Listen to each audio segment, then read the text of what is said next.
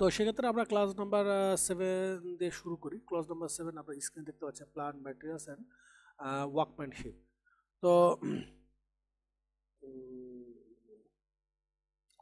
Plant material and workmanship অনেক সময় দেখা যাচ্ছে হেডারের সাথে ভিতরের জিনিসপত্র নাও মিলতে পারে, কারণ এখানে মনে হচ্ছে যে সব কিছু মনে হয় প্ল্যান্ট ম্যাটেরিয়াল অ্যান্ড ওয়ার্কম্যানশিপ এগুলো নিয়ে আমরা ডিসকাশন করছি। বাংলায় যদি এক লাইনে বলি, কেক বানানোর আগে কেকের যে ময়দা, চিনি, তারপর অন্যান্য যেসব ইনগ্রিডিয়েন্টগুলো আছে সেই ইনগ্রিডিয়েন্টগুলো আমরা চেক করি একবার।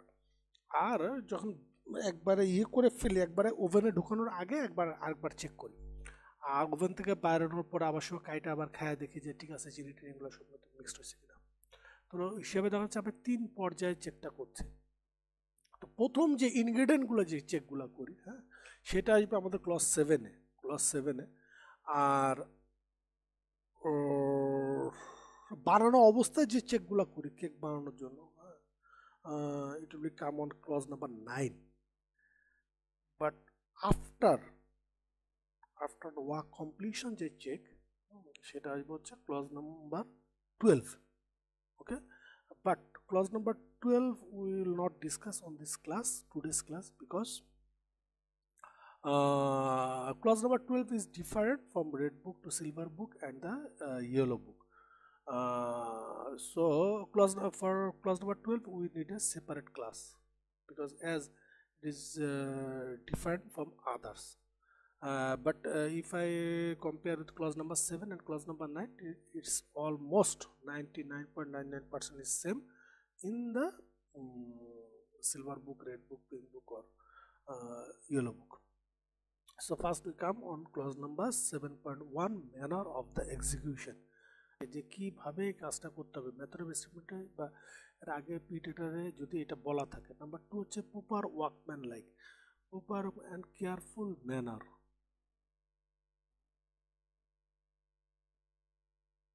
A careful manner and proper workman like and recognize good practice. আচ্ছা, এইখানে এই তিনটা জিনিস অলমোস্ট একই জিনিসকে মিন করে। সেটা হচ্ছে যে সাপোজ আমি পাইলে লোড টেস্ট করব, লোড টেস্টকে আমি স্যান্ডব্যাগ দিয়ে করব না ব্লক দিয়ে করব, কিভাবে করলে ভালো হয়, এবং ওটা কেয়ারফুল হইতে হবে যে যাতে করে মানে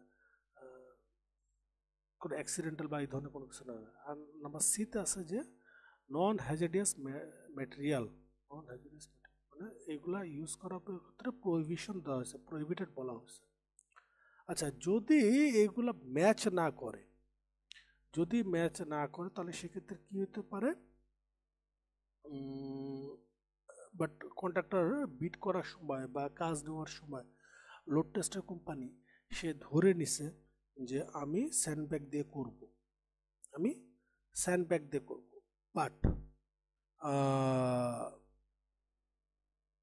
দেখা গেছে এখন তাকে প্রেশারাইজ করা হচ্ছে যে না তুমি ব্লক দিয়ে করো, তখন সেক্ষেত্রে সে ভেরিয়েশনে চলে যেতে পারে, 13.2-তে চলে যাবে। আর তাকে আরেকটু বাইন্ডিং দেওয়া আছে, কোথায়, সাবক্লাস 4.1 একটু বাইন্ডিং দেওয়া আছে, কন্ট্রাক্টর জেনারেল অবলিগেশন। হ্যাঁ, তো এই জেনারেল অবলিগেশন এখানে যে এই 3টা পয়েন্ট বলা আছে, হ্যাঁ, এই 3টা পয়েন্ট আমি একটু দেখাই দিই 4.1-এ।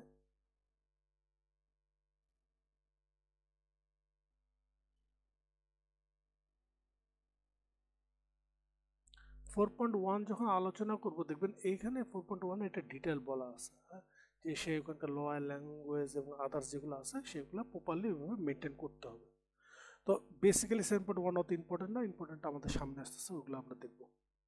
আচ্ছা, তবে সেই ক্ষেত্রে এখন আমি যেটা বললাম যে ভাই আমার তো স্যান্ডব্যাগে করবো বলছিলাম, কিন্তু তুমি তো এখন আমাকে ফোর্স করছো যে আমার এখন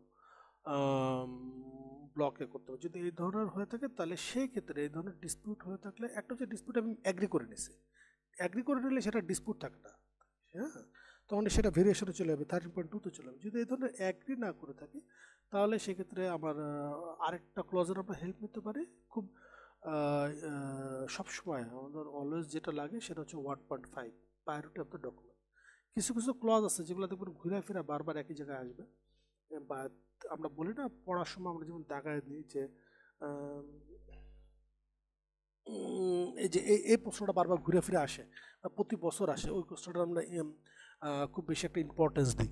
তো এর মধ্যে এরকম ইম্পর্টেন্ট একটা ক্লজ হচ্ছে 1.5, 1.5টা এটা মার্ক করে রাখেন। আচ্ছা, তো সেক্ষেত্রে আমরা এখানে ক্রস কিছু জিনিস পেলাম। আচ্ছা, সেই ক্ষেত্রে কাগজ কলম তো আশা করি আপনাদের সাথে আছে, হ্যাঁ, কাগজ কলম আপনাদের সাথে থাকার কথা। এখানে একটা জিনিস আপনারা একটু লিখে রাখেন। আচ্ছা, কারোর কাছে কি এটা প্রিন্ট আউট করা আছে কিনা? এনিওয়ান? যে কজন আসছেন আর কি, রাহান ভাই, মাজার। হ্যাঁ, না আমার ভাই, কাছে প্রিন্ট আউট করা প্রিন্ট আছে। কপি নেই। তাহলে রাহান ভাই একটা কাজ করেন, এইখানে এইখানে একটা এই যে প্লান্ট আছে না, প্লান্টের এই জায়গায় লিখেন 1.1.5.5, বলছি 1.1.5.5, ঠিক আছে? লিখছেন? হ্যাঁ তারপর ম্যাটেরিয়ালের এই জায়গায় লিখেন 5.3 লিখছেন? হ্যাঁ আর এখানে লিখেন ওয়ার্কম্যানশিপের জায়গায় লিখেন 1.1.5.8। ওকে, জি আশা করি ওটা বুঝতে পারছি যে এই সব ক্লজ নাম্বার সাধারণত যদি আমরা চেঞ্জ না করে থাকি, তাহলে এই ক্লজ নাম্বারগুলোতে এই প্লান, ম্যাটেরিয়াল এবং ওয়ার্কম্যানশিপ, এইটাকেও সিলভার বুক এবং ইয়েলো বুকে স্যাম্পল হিসেবে মধ্যে কাউন্ট হচ্ছে। আর যেখানে রেড বুকে শুধুমাত্র স্যাম্পল হিসেবে বলবে ম্যাটেরিয়ালকে। বুঝতে পারছি কথাটা? 7.2 স্যাম্পলস। ওকে, এই স্যাম্পলস বলতে রেড বুকের ক্ষেত্রে ম্যাটেরিয়াল বোঝানো হচ্ছে, আর ইয়েলো বুক এবং সিলভার বুকের ক্ষেত্রে কি বোঝানো হচ্ছে? এই স্যাম্পলের ভিতর ম্যাটেরিয়াল তো থাকবে, সাথে ডিজাইনও থাকবে। ওকে, জি ভাই। আচ্ছা, এটা আপনারা নোট করে রাখেন। তারপরে আসেন 7.3। আমাদের মেনলি মানে কাজ শুরু হবে 7.4 দিয়ে, কিন্তু 7.3টাও ইম্পর্টেন্ট, কারণ এটা আবার পরবর্তীতে আবার রিপিট হবে।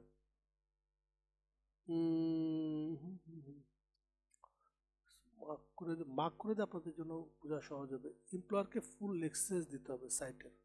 ওকে, এমপ্লয়ারকে ফুল এক্সেস দিতে হবে সাইটের। আচ্ছা, শুধু এক্সেস দিলে হবে না,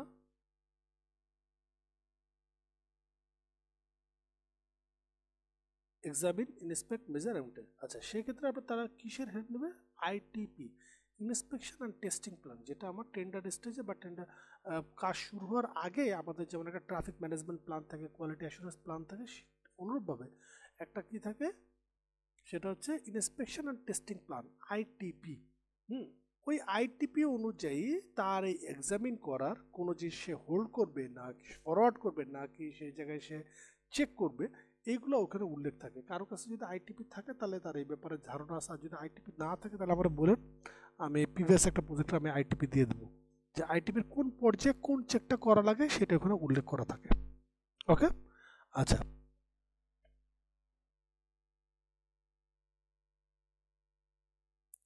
এখানে বলা হয়েছে ফুল অপরচুনিটি।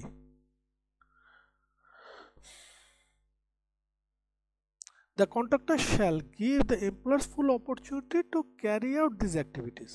তার মানে কি, তাকে মানে ফ্রিডমটা দিতে হবে, তাকে থ্রেট দেওয়া যাবে না। তো এখানে অপরচুনিটি বলতে এই অপরচুনিটি এখানে মিন করা হয়েছে। ওকে, আর যদি যদি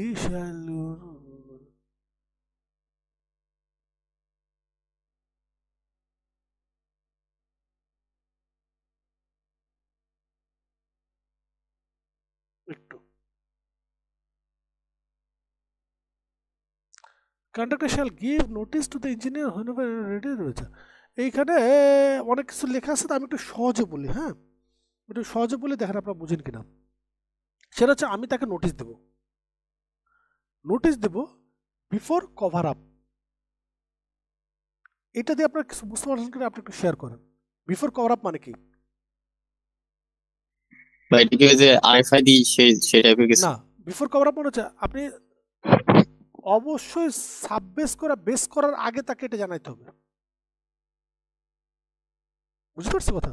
আপনি মনে করেন ব্রিকের কোনো টেস্ট আছে, আপনি যদি প্লাস্টার করে ফেলেন সেটাকে ধরাটা কঠিন হয়ে যায় না তখন? ও আচ্ছা। বিফোর ইটস কভার আপ, আচ্ছা, নাম্বার 1। নাম্বার 2, সেই ক্ষেত্রে যদি সে টেস্ট করতে না চায়, এটা তার ইস্যু। এটা মানে কি ধরনের টেস্ট হবে না হবে এটা হচ্ছে পরে আসতেছে।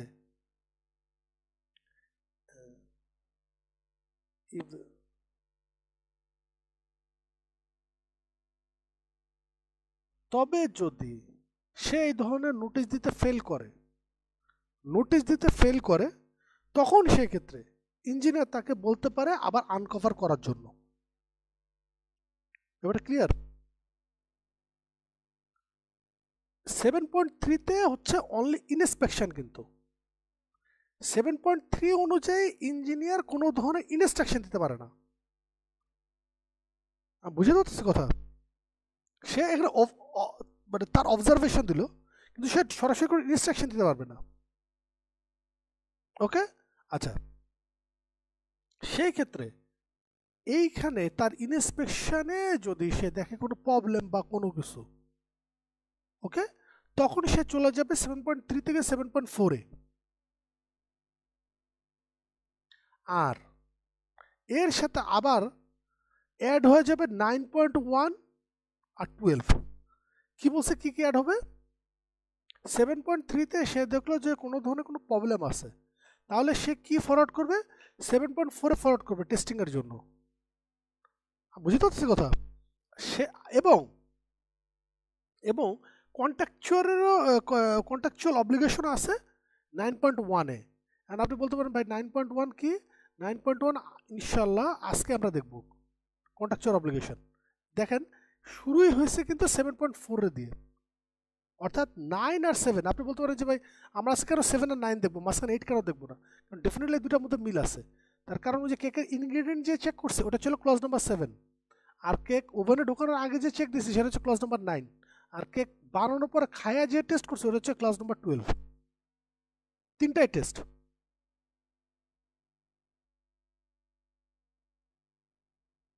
ইন্সপেকশন করলাম, ওকে, ইন্সপেকশন করার পরে হ্যাঁ, কিন্তু যদি এমন হয় ইন্সপেকশন করতে লেট হয়েছে, এই জন্য 8.4 আর 2017 8.5 ই এই অনুযায়ী সে এক্সটেনশন পাবে, যদিও এই ধরনের এক্সটেনশন দেওয়ার মানে সাথে হয় না আর কি।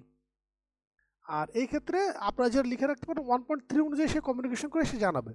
যখন দেখতেছে আমি ভার্বালি বলতেছি সে আসতেছে না, তখন সে ফর্মাল চ্যানেল মেনটেন করবে, অর্থাৎ 1.3 মেনটেন করবে ফর কমিউনিকেশন। আরেকবার রিভিউ করে দিতেছি।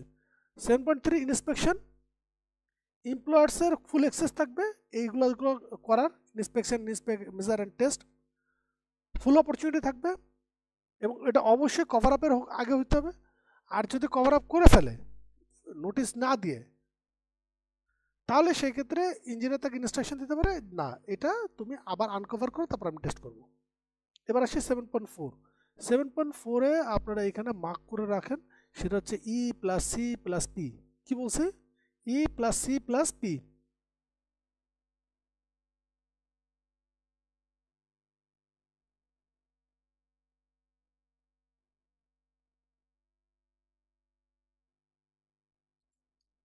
মানে কেউ একটু বলেন এটা মানেটা কি?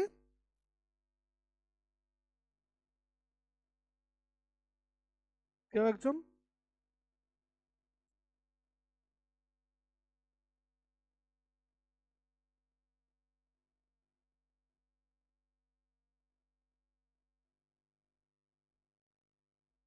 এক্সটেনশন মানে EOT plus cost plus profit. Clear ব্যাপারটা?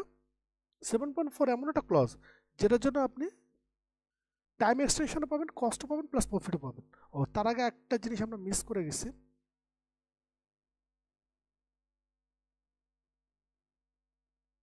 7.3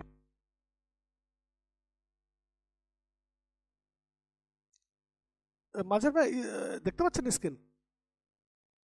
জি জি ভাই, ক্লিয়ার। কি বলতেছে?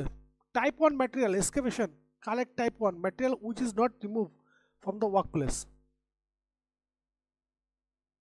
কি বলতেছে? Work activity without notifying the engineer as records. পাইছি? জি ভাই। হ্যাঁ পাইছি। ওকে,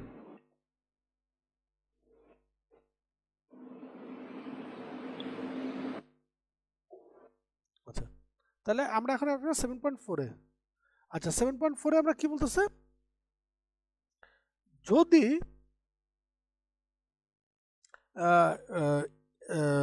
এক্সপিরিয়েন্সড এমপ্লয়ার হয় তাহলে সে চেষ্টা করবে তার যত ধরনের যাবতীয় যত টেস্ট আছে সেটা অবশ্যই স্পেসিফাই হতে হবে। কোথায় স্পেসিফিক থাকতে হবে? সেটা হচ্ছে কন্টাকে। সেটা কোথায় স্পেসিফিক থাকতে হবে? কন্টাকে অবশ্যই স্পেসিফিক থাকতে হবে। আচ্ছা, আর যদি স্পেসিফিকেশন না থাকে, হ্যাঁ সেটা না থাকতে পারে,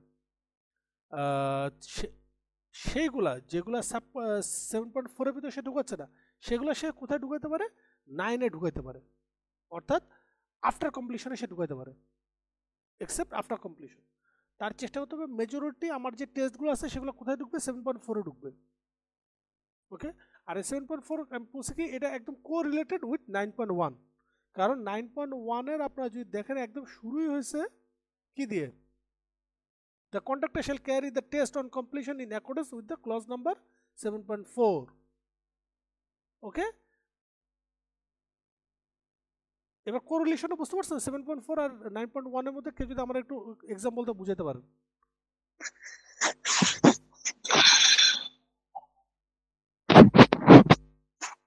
কার কোনো আইডিয়া? 7.4 আর 9.1 এর মধ্যে ডিফারেন্সটা কি তাহলে?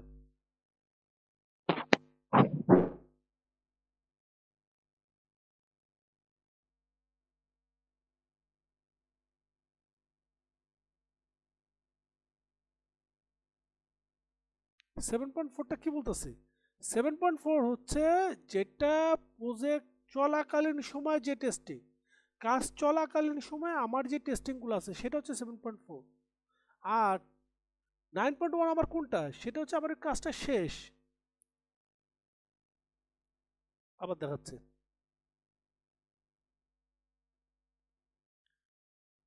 test on completion, the contractor shall carry out the test on completion in accordance with the clause and subclause 7.4 after providing the document according to subclause blah blah.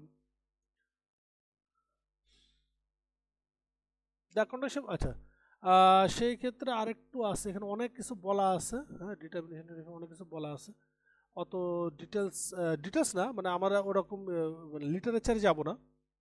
সেই ক্ষেত্রে কি আমাদের মনে রাখবো এই টেস্টিংয়ের যে ব্যাপারটা আছে 7.4 এ, এটা আমাদের একটা কন্ট্রাক্টরের জেনারেল অব্লিগেশন। 4.1 কি জেনারেল অব্লিগেশন, যে আমার এই জিনিসগুলো 7.4 করতে হবে। করলাম, বুঝলাম, ভালো করব। আচ্ছা, সেই ক্ষেত্রে কি অবশ্যই আমার ওই টেস্টগুলো যেগুলো কন্ট্রাক্টে বলা আছে ওগুলো আমাকে করতে হবে।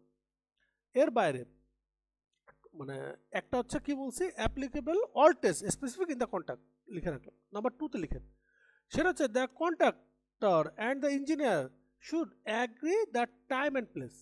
আমি ইঞ্জিনিয়ারকে বলবো টাইমের কথা, আমি ইঞ্জিনিয়ারকে টেস্টের কথা বলবো, ইঞ্জিনিয়ার আমাকে টাইম অ্যান্ড প্লেস বলবে। ওকে, এবং এই টাইম অ্যান্ড প্লেস অবশ্যই বোথ পার্টি অ্যাগ্রি করতে হবে। ওকে, আচ্ছা যদি সেক্ষেত্রে অ্যাগ্রি না করে বা দেখা গেছে যে কি সে অ্যাগ্রি করলো, সে টাইম দিল, প্লেস দিল, বাট ইন দ্যাট টাইমে এমপ্লয়ার বা এমপ্লয়ার্স রিপ্রেজেন্টেটিভ বা কনসালটেন্ট যেটাই বলো না কেন কেউ ওখানে প্রেজেন্ট থাকলো না, তাহলে বলা হচ্ছে if not attend deem to be accepted. If not attend deem to be accepted. কিন্তু ভাই আমরা যখন আরএফআই সাবমিট করি তখন তো আরএফআই আমরা টাইমটা উল্লেখ করে দিই আমরা কন্ট্রাক্টরের পক্ষ থেকে। এটা তো আমরা ইঞ্জিনিয়ারের কাছে শুনি না আসলে, কারণ আমাদের কাজ যখন মানে এক্সিকিউশন চলা অবস্থায় ইন্সপেকশন লাগবে তখন আমরা সেই টাইমটা বলে দিই, ওরা ওই টাইমে উপস্থিত হয়। ঠিক আছে, কথা ঠিক আছে। তো সেই ক্ষেত্রে এটা কখন, যদি মিউচুয়ালি ইয়ে না, আপনি আরএফআই তে যে টাইম আর ডেটটা উল্লেখ করতেছেন, ওকে, সে যদি এটা এগ্রি করে, সে যদি এটাতে এগ্রি করে তাহলে তো কোনো সমস্যা নেই। মানে সে আপনাকে যখন কোনো অবজেকশন দিচ্ছে না যে না আমি ওই টাইমে থাকতে পারবো না, তখন আপনার নতুন করে আবার আরএফআই রেজ করতে হবে। ও আচ্ছা, ওকে, আর যদি আরএফআই রেজ করার পরে ডেট টাইম দেওয়ার পরে যদি সে না থাকে, আর তাহলে কি বলতেছে, তাহলে ধরে নেওয়া হবে ধরে নিতে হবে টেস্টটা কমপ্লিট আর কি, সে এটা অ্যাকসেপ্ট করছে। Execute করছে। এটা তাহলে কয়টা পয়েন্ট বললাম? 2টা পয়েন্ট বলছি। একটা কি বললাম মোটা দাগে, সেটা হচ্ছে সব টেস্টগুলো কন্টাক্টে থাকতে হবে। আর 2 নাম্বার কি বলছি, যে এই ক্ষেত্রে কন্ট্রাক্টর এবং engineer should agree the time and place, if not attend deem to be accepted. Number 3 কি, 3 নাম্বার পয়েন্ট, টোটাল 4টা পয়েন্ট আমরা বলছি যে এই ক্ষেত্রে আমরা শুধু জাস্ট অনলি 4টা পয়েন্ট আমরা মাথায় রাখবো। নাম্বার 3 কি, the contractor will provide all necessary to carry out the including cost with the qualified personal. সেই ক্ষেত্রে যদি এমন হয় যে এই টেস্টটা এমন একটা টেস্ট যেটা আমাদের অন সাইট না, যেটা ডিফারেন্ট ল্যাবরেটরিতে হইতে হবে, ফ্যাক্টরি টেস্ট হইতে পারে, সেই ক্ষেত্রে the contractor should bear all the necessary cost with qualified personnel। বুঝতে পারছো কথা? এমন না যে ঠিক আছে আমার এখানে স্টিল পাইপ ম্যানুফ্যাকচার হচ্ছে, তুমি যা ওখানে তোমার মতো করে, আমি তোমার ডেট অ্যান্ড টাইম দিয়ে দিলাম, তুমি যা তুমি তোমার মতো করে দেখে নাও, ব্যাপারটা সেটা না। কিন্তু তাকে এই টেস্টের জন্য যেমন টাইম প্লেস এটা অ্যাগ্রি করছে, এর সাথে সাথে employer's representative or consultant to visit the place, the contractor should bear all the cost with qualified personnel। মানে কোয়ালিফাইড পার্সন বলতে হচ্ছে ওখানে সাবজেক্ট ম্যাটার এক্সপার্ট, যে আসলে তাকে গাইড করবে। ভাই সাবজেক্ট ম্যাটার এক্সপার্ট তো কন্ট্রাক্টরের পার্সোনাল হবে, তাই না? হ্যাঁ, contractor, yes. Number 4, additional cost, additional test. যদি এমন হয় যে এডিশনাল টেস্ট, ওকে, আচ্ছা, এডিশনাল টেস্টের ব্যাপারটা একটু বোঝার আছে।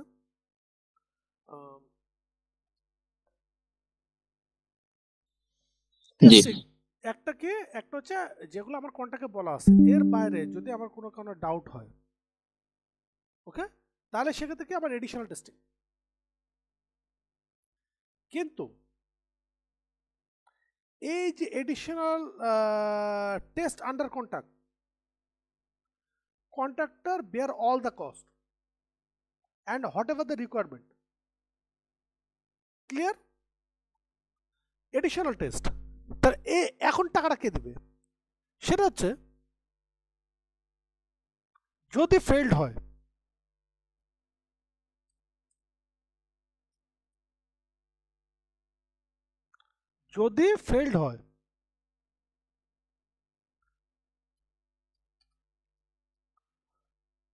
নো এডি, কোনো 1 পয়সা দিবে না এমপ্লয়ার। যদি পাস করে তাহলে ভেরিয়েশন পাবে। বুঝতে পারছেন? বুঝতে পারেন? কি বলেন ভাই, জিনিসটা তো কঠিন। আমি এটা ফেস করছি একবার। আসলে ওই যেগুলা এক্সট্রা বলছিল ওটা আমি লিস্টও করছি, সাবমিটও করছি, ওরা এখনো প্রসিড করেনি এমপ্লয়ার। কিন্তু এটা সে পাবে। এবং আমি আপনাদেরকে যে কথাগুলো বলি,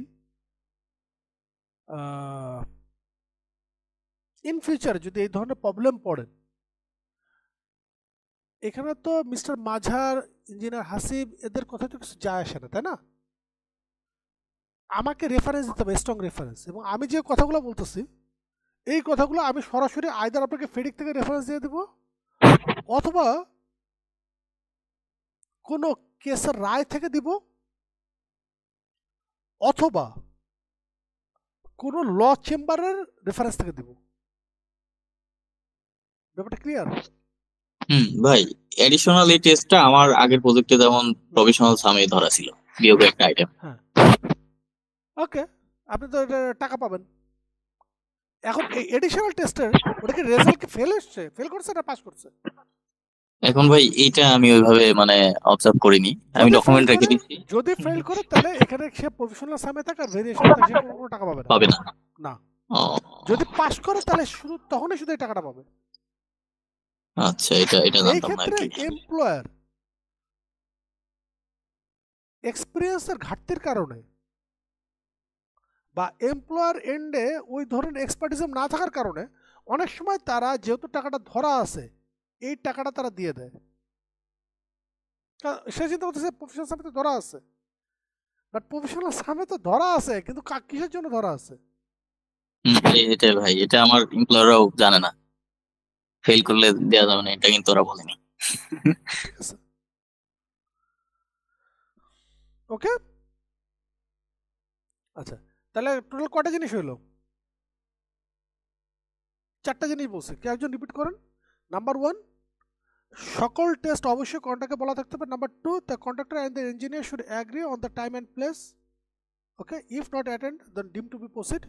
Number 3, the contractor will provide all necessary to carry out, including the cost with qualified personnel.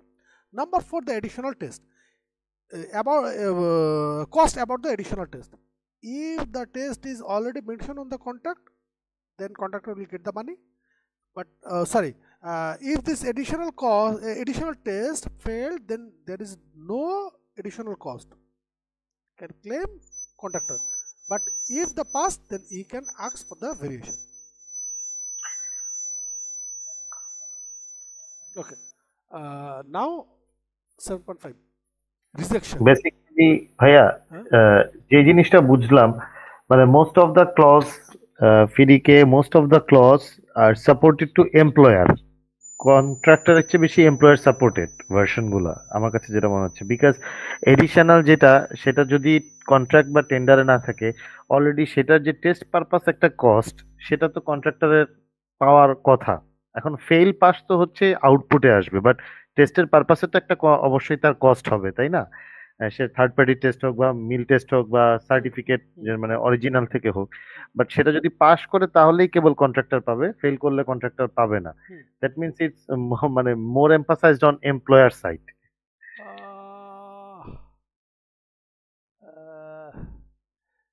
Basically টাকা যার ক্ষমতা তার, এবং ফিডিক, এনইসি বা এই ধরনের বইগুলো যারা লিখে বা যারা এটার সাথে involve, mainly the donor agency.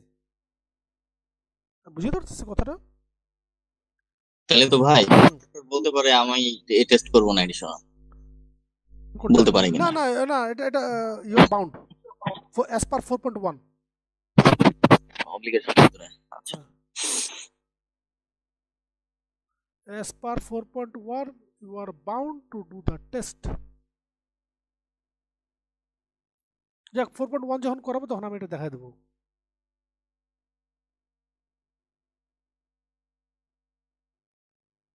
ওকে, আচ্ছা 7.5 মোস্ট ইম্পর্টেন্ট 7.5 রিজেকশন। আচ্ছা, আজকে আমরা এবার একটা উল্টা দিক থেকে ট্রাই করি। হ্যাঁ, অন্যদিন তো আমরা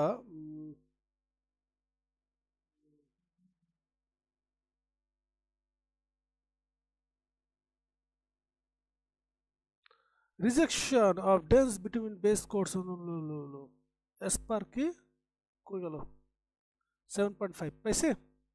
যে কোনো ধরনের রিজেকশন, যে কোনো ধরনের, স্পেশালি ম্যাটেরিয়ালের ক্ষেত্রে।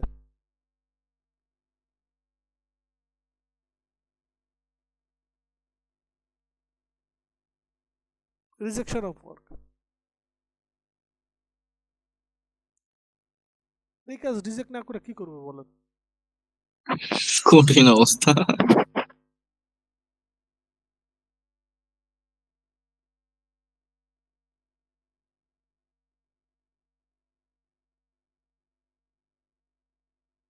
ওকে,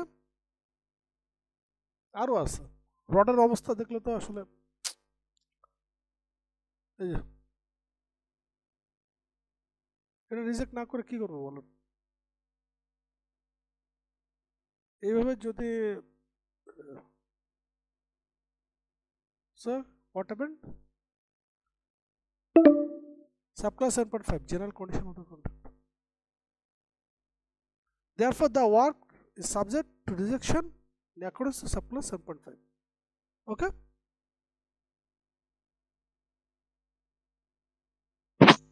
জি ভাই বুঝলাম, এটা কনসালটেন্টের ক্লজ আর কি। পিছনে একটা কারণ আছে, যে একটু আগে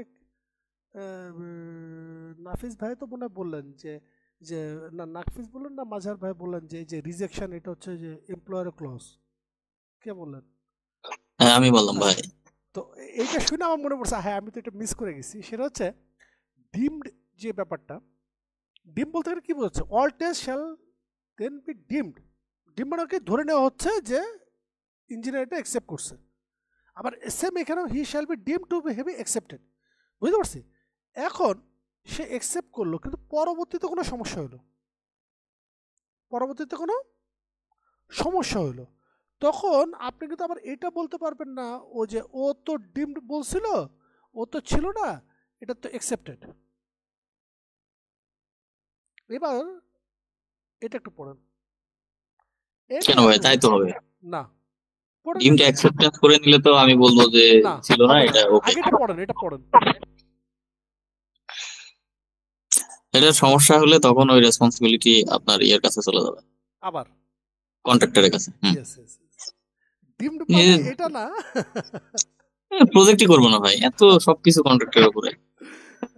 এখানে ভাই একটা একটা রিয়েল লাইফ কেস যদি আমি বলি, হ্যাঁ। ধরেন কোনো একটা রেট্রোফিটিং বা রেকটিফিকেশনের ওয়ার্ক, মানে প্রজেক্টটাই হচ্ছে রেট্রোফিকেশন বা রেকটিফাইং টাইপের ওয়ার্ক। হ্যাঁ, ইন দ্যাট কেস এরকম এমপ্লয়ার হ্যান্ড ওভার করে নিয়েছে তার কাজটা, সার্টিফিকেশন দিছে যে হ্যাঁ এটা হ্যান্ড ওভার টেক ওভার হয়েছে এবং প্রপার টেস্ট করে বোঝা গেছে, বাট কন্ট্রাক্টর ওখানে দিয়ে দিয়েছে যে এটার ফিউচার, মানে যেহেতু ধরেন একটা ফ্যাক্টরি হতে পারে, যে ফ্যাক্টরি যেহেতু অপারেশনে থাকবে, তো অপারেশনের সময় এই জায়গাগুলোতে, যে জায়গাগুলোতে রেকটিফাইং করা হয়েছে বা রেকটিফিকেশন ওয়ার্ক করা আছে, এই সব জায়গায় এই প্রোটেকশন মেজার ফলো করতে হবে।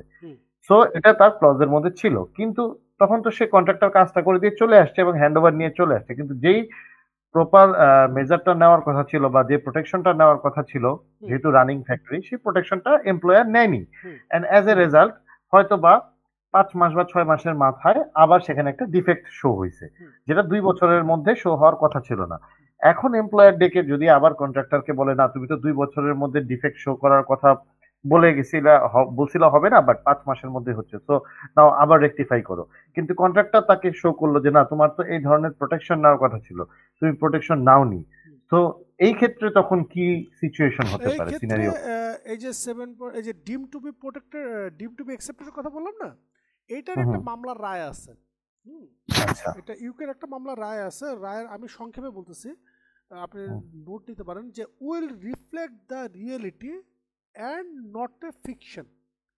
মানে কি বলছে? উইল রিফ্লেক্ট দ্য রিয়েলিটি মানে কোর্টের রায়টা হচ্ছে যে ওই অবস্থায় রিয়েলিটিটাকে ফোকাস করতে হবে, নট এ ফিকশন। ফিকশন মানে কল্পনা। কল্পনা বলতে এখানে এই যে কি লেখা আছে না লেখা আছে এটা ইম্পর্টেন্ট না, ইম্পর্টেন্ট হচ্ছে তখনকার ওই ক্ষেত্রে রিয়েলিটিটা ফোকাস করতে হবে। তো যদি এমন হয় যে এই ক্ষেত্রে আসলে তাদের মিসকন্ডাক্ট ছিল এমপ্লয়ারের, যে সে আসলে এই ব্যাপারে বদার ছিল না বা সে এই ধরনের কোনো মিটিগেশন মেজার নেয়নি যাতে করে এই জিনিসটা রিপিটেড না হয়, তাহলে সেই ক্ষেত্রে রায় যাবে হচ্ছে কন্ট্রাক্টরের তরফে। কারণ এরকম কিন্তু ভাই অনেকগুলা আমার আমার অবজারভেশন, আমি যতগুলা এরকম কেস রায় দেখছি, মেজরিটি গেছে হচ্ছে কন্ট্রাক্টরের তরফে, যতই কিছু ইয়েতে বলা থাকতে কেন কন্ট্রাক্ট। ভাই তবে ওই যে ডিফেক্ট লাইবিলিটি পিরিয়ড যেটা থাকে, 1 বছর যদি থাকে, তখন কি এমপ্লয়ার বলতে পারে না যে তুমি ডিফেক্ট লাইবিলিটি পিরিয়ডের ভিতরে এই তোমার ডিফেক্টটা কারেকশন করে দাও হ্যাঁ বা বলতে রেকটিফাই পারে, করো? বলতে পারে, কিন্তু এটা তো একটা অপশন আছে আচ্ছা আমি এমপ্লয়ার, আমি ওটা আসবো, রেড বুক হ্যাঁ, অনুযায়ী। আমি ওটা আসবো, হ্যাঁ এটা আজকেই হ্যাঁ ইনশাল্লাহ আসবো। বাট আমি জাস্ট আপনাকে শুধু একটা হিন্টস দিই, ডিফেক্ট লাইবিলিটি পিরিয়ডের ভিতর ঠিক করে দেওয়ার কথা, সেটা এক জিনিস, সেটা মানে কীভাবে বুঝে আপনি ইন অগাস্ট আর জুলাই, এই যে স্টুডেন্ট প্রোটেস্টের সময় যে ড্যামেজগুলো হয়েছে রোডসের, কথার কথা, মনে করেন আমি এটা ইতিমধ্যে হ্যান্ড ওভার দিয়ে ফেলছি, তখন সেক্ষেত্রে কি হবে?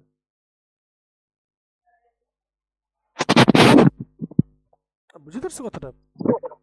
এটা এটা তো ভাই কন্ট্রাক্টর করবে না, করলে তো কস্ট দেওয়া লাগবে আমার, তাহলে এটার জন্য দায়িত্ব হওয়ার কথা, কারণ এটা তো কন্ট্রাক্টরের কোনো ফল্ট নাই। সো এটা আসবো ইনশাল্লাহ, আজকে আসবো। আজকে মনে হয় ক্লাস লেংদি হবে, আপনারা একটু প্রিপারেশন রাখেন, কারণ আমি এখনো 7ই শেষ করতে পারি না, আবার ক্লাস নাম্বার 9 আমার যেতে হবে। আচ্ছা, ক্লাস নাম্বার 7.5 আসেন। ওই জুলাই রেভলিউশনের একটা ছোট্ট এক্সাম্পল আমি পেয়েছি please. কিছুদিন আগে। সেখানে হচ্ছে এমআরটির ক্ষেত্রেই সেখানে কস্ট প্লাস প্রফিটের একটা মানে টার্মস চলতেছে এরকম আর কি, হুম। যেখানে যে ড্যামেজ গুলো হয়েছে মেবি কন্ট্রাক্টর হচ্ছে সেটা করবে, এমপ্লয়ার হচ্ছে সেটার ইটা করবে, কস্ট অ্যানালাইসিসটা করবে, সেই কস্ট অ্যানালাইসিসের উপর তার একটা প্রফিট মার্জিন ফিক্স করে দিয়ে এটা পেমেন্ট করবে, এরকম একটা টার্মস কথাবার্তা ডিসকাশন হচ্ছে। সেটাই বলতেছি, ওইটা মনে করেন আপনার ডিফেক্ট লাইবিলিটি পিরিয়ডের ভিতরে এই ঘটনাটা ঘটছে। জি জি, বুঝতে এই পারছি? ডিফেক্টের এই টাইমের মধ্যে ঘটছে। কিন্তু এখানে তো আসলে কন্ট্রাক্টরের কোনো ফল্ট না। এক্স্যাক্টলি, এর জন্য হচ্ছে যে cost plus Yes, profit yes, yes. কথাটা ওরা Right, বলতেছে। right. আচ্ছা, 7.5 আসেন। আচ্ছা, তার আগে 7.5 এর ক্ষেত্রে দেখতে ছোট, বাট এটার ইম্পর্টেন্স অনেক বেশি। হ্যাঁ, রিজেকশন 2 রকমের হতে পারে। না, এখানে কি লেখা আছে আমরা এগুলো পরে আলোচনা করবো, ওকে? এগুলো ভুলে যান এখন। অনলি এখানে আমি দেখতেছি 6 মিনিট সময় আছে, 6 মিনিট পরে লাইনটা, 5 মিনিট সময় আছে, 5 মিনিট লাইনটা কেটে যাবে। তারপর আমি চেষ্টা করবো 5 মিনিটের ভিতরে 7.5টা শেষ করে ফেলতে। আচ্ছা, তো এখানে কি লেখা আছে? Forget it. Number 1, after examination, testing, measurement, the engineer can reject. এখানে যেটা বলা হচ্ছে, এক্সামিন, ইন্সপেকশন, মেজারমেন্টের পরে টেস্টের পর রিজেক্ট করতে পারে, নাম্বার 1। কিন্তু ইয়েলো বুকের ক্ষেত্রে ডিফারেন্ট। ইয়েলো বুকের ক্ষেত্রে different, because in yellow book he can refuse the design also, number 1।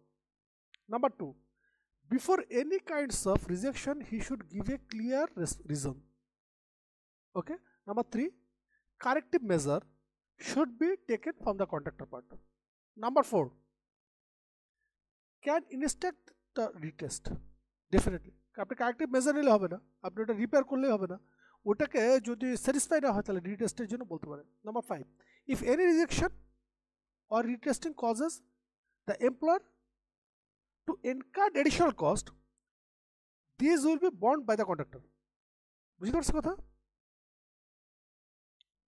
যদি রিজেকশন হওয়ার কারণে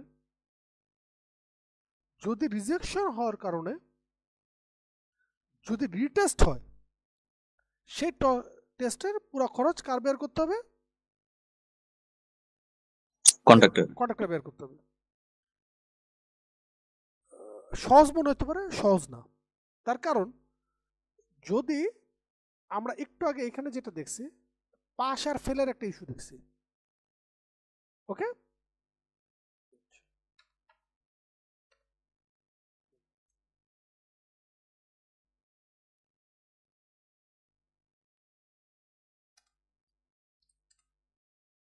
ডিফল্ট টেস্ট করলাম, রিজেকশন হলো,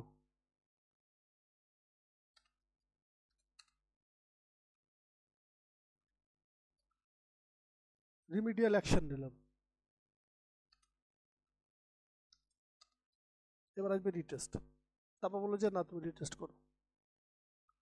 এবার রিটেস্টে পরে আসবে এই জিনিসটা, পাস আর ফেল। এখানে এডিশনাল টেস্ট ছিল, আর এখানে কি আসতেছে? পাস আর ফেল আসতেছে। যদি পাস করে ভালো, আর যদি ফেল করে, দুইটা জিনিস আছে। যদি ফেল করে তাহলে আবার দুইটা জিনিস, একটা হচ্ছে রিডু করা, মানে আবার করো কাজটা, অথবা সরাসরি টার্মিনেশন। বুঝতে পারছো কথা? রিটেস্টের জায়গায় দুইটা জিনিস চলে আসতেছে, পাস অর ফেলড, ওকে? আর যদি ফেল করে তাহলে কি হবে? টার্মিনেশন অর রিডু, ওকে?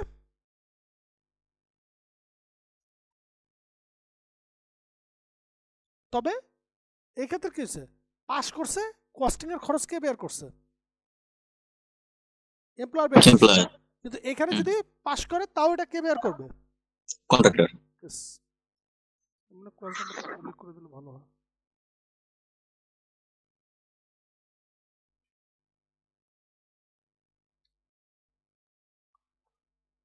আর এটা ছিল কত?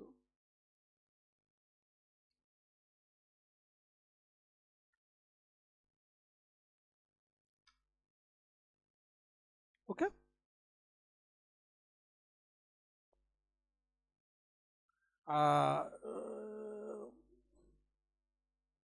একটু আগে বলছিলাম যে যদি কোনো ধরনের কোনো সমস্যা হয় রিমিডিয়াল ওয়ার্কের ভিতর চলে আসবে, এক্সটেনশনও পাবে, কস্টও পাবে, প্রফিটও পাবে, যেমন যত জুলাই আগস্টে যে ঘটনাটা। তাহলে এটা বোঝার সুবিধার জন্য বললাম আর কি। তো যাক, শুরু করতেছে রিমুভ, রিপ্লেস অ্যান্ড মানে যেহেতু আমাদের ক্লজের নামে হচ্ছে প্লান্ট ম্যাটেরিয়াল, তো কি বলতেছে এখানে, remove the side, replace plant or material which not be accordance to the contract. যদি কোনো ম্যাটেরিয়াল এমন হয় নিয়ে আসা হয়েছে, স্টকে রাখা হয়েছে, আমার ভিজিবল টেস্টে ওকে ছিল, পরবর্তীতে আমি ল্যাব টেস্টে ফেল করছে, তখন এটা সরাইতে বাধ্য। যদি এরকম না হয়ে ম্যাটেরিয়াল না হয়ে ওয়ার্ক হয়, তাহলে সেক্ষেত্রে কী হতে পারে, রিমুভ অ্যান্ড রি এক্সিকিউট হতে পারে। এখানে কি ওয়ার্ড ইউজ করছি আমরা, রিমুভ অ্যান্ড রিপ্লেস, আর এখানে কি বলছে, রিমুভ অ্যান্ড রি এক্সিকিউট। ওকে, সেই ক্ষেত্রে এক্সিকিউট ইজ আর্জেন্টলি রিকোয়ার্ড যদি সেফটি পারপাস হয়ে থাকে, তাহলে সেই ক্ষেত্রে সেফটি পারপাস হয়ে থাকলে তাহলে সেই ক্ষেত্রে ইনস্ট্যান্ট করার জন্য আমি নোটিশ দিতে পারি।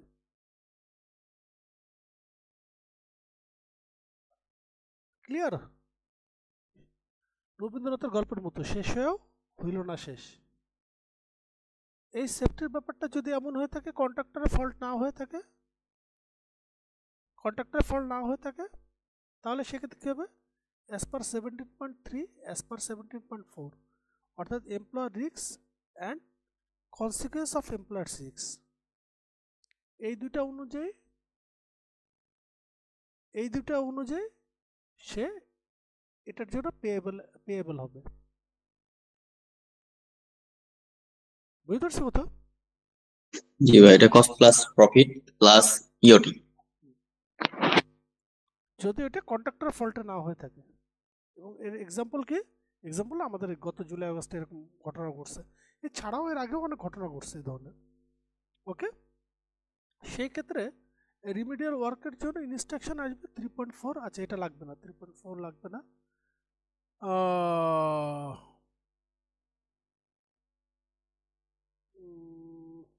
এটার একটা জায়গায় কন্ট্রোভার্সি একটা আছে।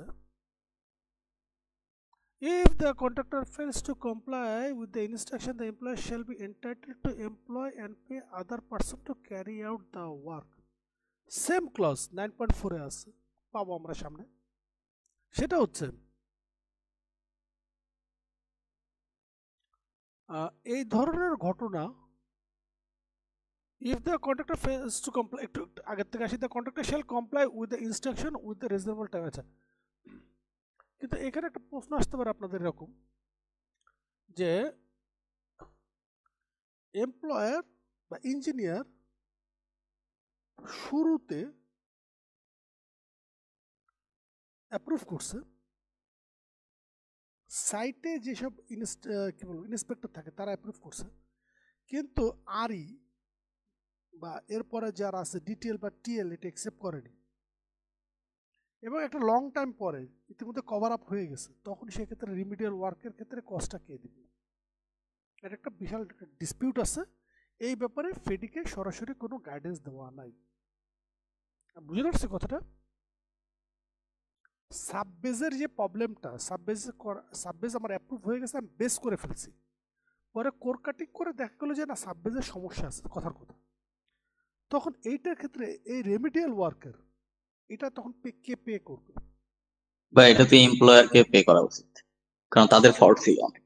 হ্যাঁ, কিন্তু সমস্যা যেটা বললাম, যেটা ফিডিকে কোনো সরাসরি এই ব্যাপারে গাইডেন্স স্পেসিফাইড করে না,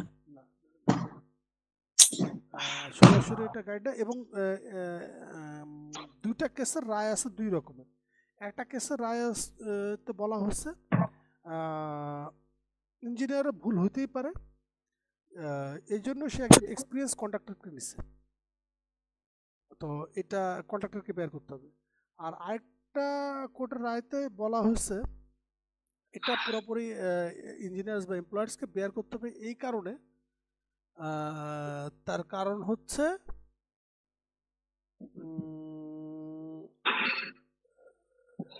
ওইখানে মনে হয় শুধু কমিউনিকেশন গ্যাপ, আরো কিছু কয়েকটা রিজন বলা হয়েছে যে এই কারণে এমপ্লয়ার্সের ইয়ে করতে হবে। তো যেহেতু ফেডিকেও কিছু বলা নাই এবং মামলার রায় দুই রকমের আছে, তো সেই ক্ষেত্রে আপনাদের চেষ্টা করতে হবে এটা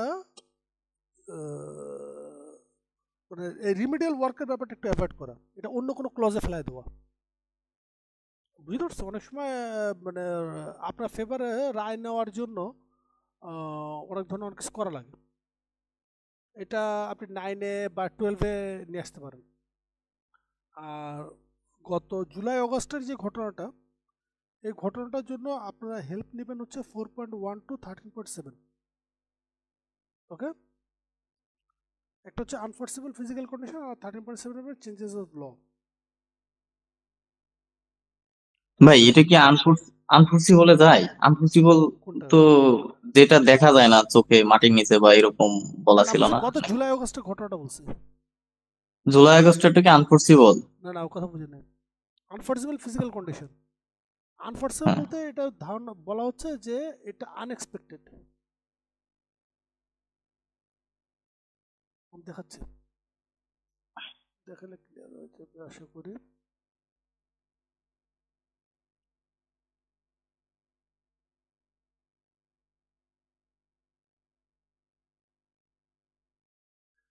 means natural physical condition and man-made.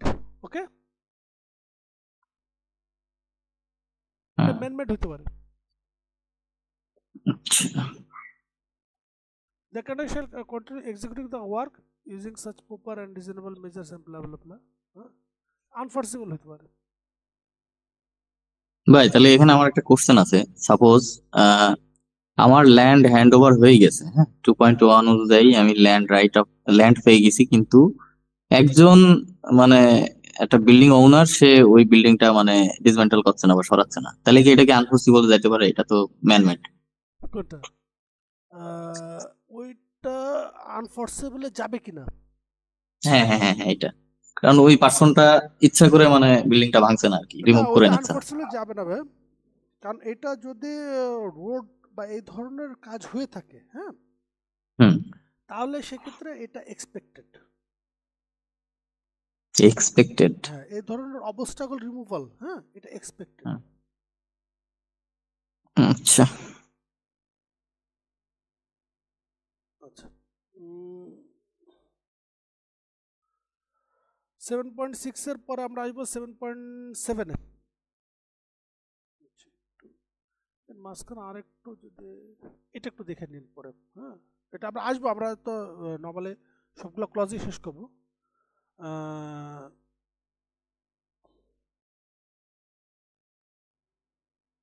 এটা একটু দেখে নিন, কারণ ওই রেমিডিয়াল ওয়ার্কের সাথে আবার এটার একটু সম্পর্ক আছে। অনেক সময় দেখা গেছে ওই রেমিডিয়াল ওয়ার্ক যদি টোটাল অ্যামাউন্টের ভিতর চলে আসে, তখন তো আপনার কন্ট্রাক্ট ভ্যালুয়েশন আবার বেড়ে যাচ্ছে, কিন্তু ফরেন ফান্ডেড প্রজেক্টের ক্ষেত্রে বলা থাকে স্পেসিফিক ফান্ডই সে দিবে আপনাকে, তো এই জন্য আপনার একটু স্টাডি করুন। 7.7 আসেন, মানে আপনার বুঝতে পারতেছেন আসলে সময় কমের জন্য অনেক কিছু আমি ইয়ে করতে পারছি না, আর মানে ডিটেল আলোচনা পসিবল হচ্ছে না। আর কিছু ব্যাপার তো আছে বললাম যেগুলো রিপিট হবে। 7.7 আসে ওনারশিপ প্ল্যান্ট অ্যান্ড ম্যাটেরিয়াল, এখন কাজ করা হচ্ছে মোটা দাগে সবই এমপ্লয়ারের। হ্যাঁ, কিছু জিনিস ইম্পোর্ট করা হয়েছে টেম্পোরারি ওয়ার্কের জন্য, ওগুলা ছাড়া। কেন ভাই এগুলা কন্ট্রাক্টর হবে না? কোনটা? আমরা কিনছি এই প্লান্ট এন্ড ম্যাটেরিয়াল, হ্যাঁ, কাজের জন্য আমরা প্রকিউর করছি। হ্যাঁ, এটা টেম্পোরারি না, বুঝতে পারিনি কথা। না ভাই, আমি টেম্পোরারি টেম্পোরারি প্ল্যান্ট, ওগুলো তো টেম্পোরারি তো। Ownership plant. আচ্ছা এখানে কি লেখা আছে আমি বললাম তো, এগুলো এটা বাদ দেন। সেটা হচ্ছে টেম্পোরারি ওয়ার্কের জন্য যেগুলো আছে এগুলো তো টেম্পোরারি। যেমন আপনি ডিজেল জেনারেটর নিয়ে আসছেন, তা প্রজেক্ট শেষ হওয়ার পরে তো এটার ওনার কে? বুঝতে পারছি না, বুঝতে পারি না এখনো। ভাই আমি ডিজেল জেনারেটর নিয়ে আসছি, এটার ওনার তো আমি কন্ট্রাক্টর। হ্যাঁ, কিন্তু যদি পার্মানেন্ট আইটেম হিসেবে নিয়ে আসি, ও আচ্ছা আচ্ছা, বুঝতে পারছি। এটা ওনার কে? পার্মানেন্ট হলে সেটা তো এমপ্লয়ারি। আর একটু ডিটেল জানতে হলে 14.5 দেখতে হবে। 14.5 মনে এটা বলা আছে। আচ্ছা দেখাই দিতেছে 14.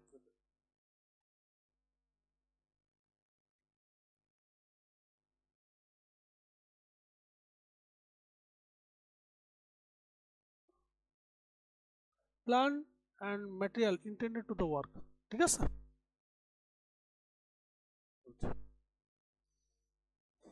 কিন্তু সমস্যাটা কোথায় হচ্ছে? সমস্যাটা হচ্ছে যখন দেউলিয়া হয়ে যাবে, যখন দেউলিয়া হয়ে যাবে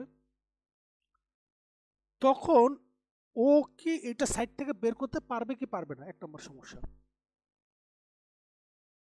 বা কাজ আমি সাসপেন্ডেড হয়েছে, টার্মিনেশন হয়েছে, ও কি তখন এই টেম্পোরারি যে যেগুলো ওর নিজের কাজের জন্য আসছিল ও এখান থেকে বের করতে পারবে কি পারবে না, এক নম্বর।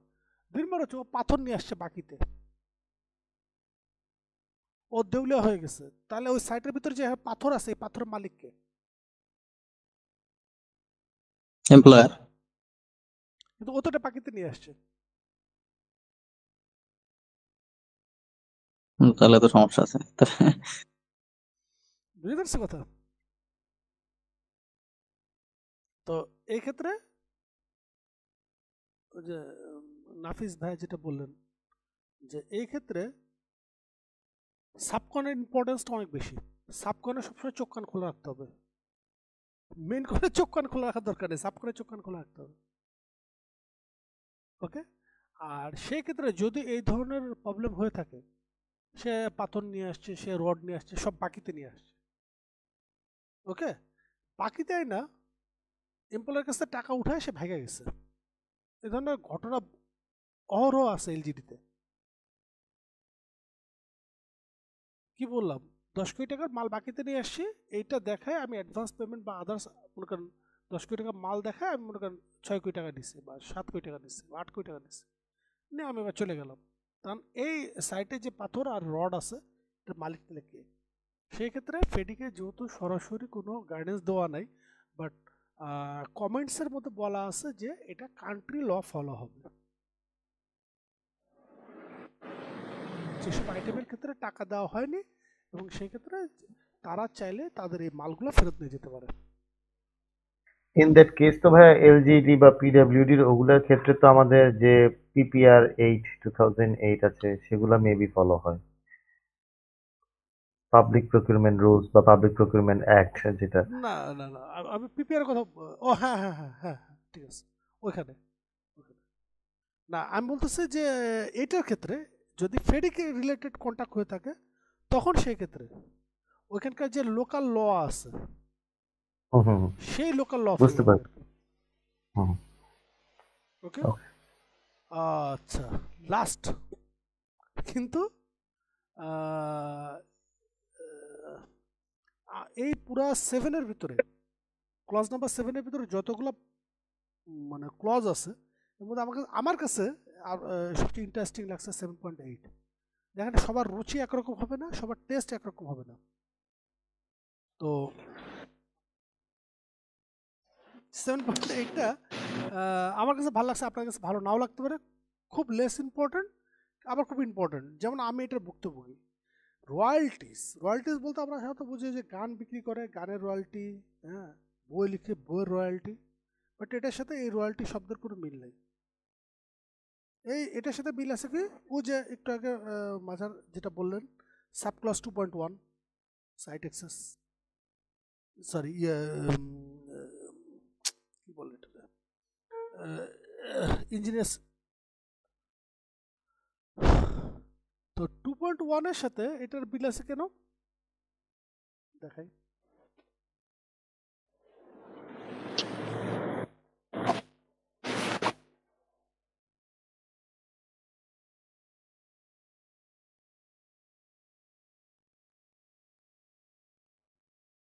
Right of access to the site কে দিচ্ছে? এমপ্লয়ার দিচ্ছে right of access to the site.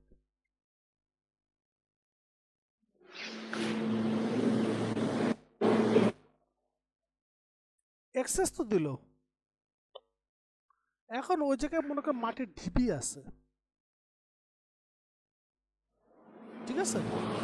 ও ওই মাটির ঢিবি কেটে সোজা করে ফেলতে পারবে, সমান করতে পারবে, ও ওইখানে যা আছে সব ইউজ করতে পারবে, যা আছে সব ইউজ করতে সে পারবে। কন্ট্রাক্টর। ইয়েস, এনি ডিসপোজাল তা সেটা নিজের করতে হবে। কি বলছি? কোনো ডিসপোজাল হলো, আপনি বলতে পারবেন ডিসপোজাল কি সমস্যা ভাই? বিশাল একটা সমস্যা।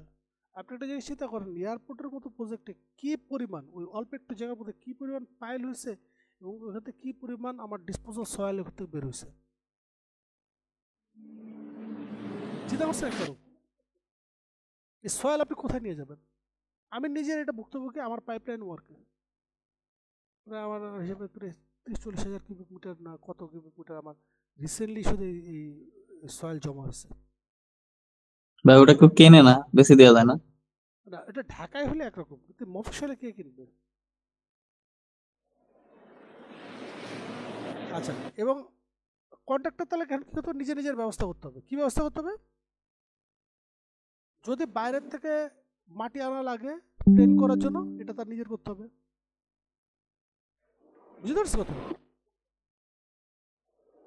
যদি আবার এখান থেকে বাইরে ডিসপোজাল করা লাগে, সেটা তার করতে হবে। বাইরে ডিসপোজাল করতে হবে, সেটাও তার করতে হবে। কিন্তু অনেক সময় যদি এমপ্লয়ার বলে দেয় যে, এমপ্লয়ার দেখেছে এমন একটা এরিয়া আছে যে এরিয়াটা নিচু আর একটা এরিয়া আছে উঁচু, তো এমপ্লয়ার সেক্ষেত্রে একটা কন্ডিশন দিতে পারে disposal area within the site, disposal area within the site. এই ক্ষেত্রে এমপ্লয়ার যদি বলা না থাকে, সেক্ষেত্রে আরেকটা ফ্যাসিলিটিস পায় কন্ট্রাক্টর। সেটা কি? সেটা হচ্ছে ওই যে পুরানো যে বিল্ডিংটা ছিল ওইখানে মনে করেন একটা একতলা বাড়ি ছিল, এটা ডিসমেল্ট করে এটা যদি সে বাইরে বিক্রি করে, এই টাকাটা সে পাবে। এখানে আবার এমপ্লয় এসে বলতে পারবে না এটা টাকা দাও আমার। বুঝতে পারছো কথা? জি। তাহলে একটা ব্যাপার গেল যে আমার ওখানে যত ধরনের এক্সকাভেশন আছে আমি সব এক্সকাভেশন আমার করতে হবে। যদি ল্যান্ড ডেভেলপ করা লাগে ল্যান্ড ডেভেলপ আমার করতে হবে। তবে সেক্ষেত্রে যদি আবার বাইরে এক্সকাভেট করা লাগে সেটাও আমার ইয়ে হবে। আর সেই ক্ষেত্রে কন্ট্রাক্টর যেটা এমপ্লয় যেটা বলে দিতে পারে সেটা হচ্ছে disposal area within the site, অথবা নির্দিষ্ট এরিয়ার কথা সে চাইলে বলে দিতে পারে। আমাদের ক্ষেত্রে কি হচ্ছে, আমাদের পিডি সাহেব যেমন বলে দিচ্ছে যে না, তোমার এটা চেষ্টা করবো, তুমি মাটি উঠায় রাখো, আমি এটা কীভাবে কী প্রসেস করে এটা আমি করবো। আমি এটা কীভাবে যেভাবে যেটা প্রসেস করা লাগে আমি করবো। আচ্ছা, আন আমার এখানে উইচ্যাটে তো একটা সমস্যা, উইচ্যাটে সব ফাইল ঠিকমতো থাকেও না, আবার একসাথে একাধিক লগইনও করা যায় না। আমি এইটারই একটা চিঠি গত সপ্তাহে ড্রাফট করে পাঠাইছি, তো আমি হয়তো ওইটা আপনাদের সাথে শেয়ার করতে পারবো। এবার নাম্বার আর 7-এর ব্যাপারে কারো কোনো প্রশ্ন আছে কিনা? ভাই এখনো রয়্যালিটির সাথে 2.1 এর রিলেশনটা আমি ক্লিয়ার না। কোনটা? এই 7.8 এর সাথে ও সাইট 2.1 এর কি রিলেশন? না বুঝেন নাই, সাইট অ্যাক্সেস তো দিয়ে দিচ্ছে আপনাকে, সাইট অ্যাক্সেস তো দিয়ে দিল, দিয়ে দেওয়ার পরে এখন ওই সাইটে ঢুকে দেখলেন আপনি সাইটের এই অবস্থা। কারণ আপনি কিন্তু ওরা বলতে পারবেন না যে তুমি আমাকে যে সাইট অ্যাক্সেস দিচ্ছ, বাট এখানে তো এটা আমরা বলছি সয়েল টিপ, যেটা আমাদের যমুনা প্রজেক্টও ছিল, যে এই ধরনের সয়েল হিপ তো আছে, এটা তুমি আমাকে প্লেন করে দাও। বা এখানে তো ফরেস্ট আছে, তুমি আমাকে ডিফরেস্ট করে দাও। সাইট অ্যাক্সেস দেওয়া মানে কি? আমরা সাইট অ্যাক্সেস মানে কিন্তু এটা না যে আপনাকে একদম প্লেন ল্যান্ড করে দিবে। কেন ভাই, তাহলে একটা অবস্টাকল থাকে, ওই যে একজনের বিল্ডিং আছে, সে ওটা ডিসমেন্টল করে নিচ্ছে না, হ্যাঁ, ডিসমেন্ট সেটা করে কি কন্ট্রাক্টরের রেসপন্সিবিলিটি থাকবে তখন? না, সে ডিসমেন্ট করে নেয়নি, সে আপনাকে বাধাও দিচ্ছে না। হ্যাঁ, সে কন্ট্রাক্টর এখানে জাস্ট একটা অ্যাডভান্টেজ পায়, সেটা হচ্ছে ওই ডিসমেন্ট করার পরে ওটা দিয়ে সে বাইরে বিক্রি করে গার্বেজ হিসেবে, ডেব্রিজ হিসেবে, এইটা টাকাটা সে কন্ট্রাক্টর পাবে।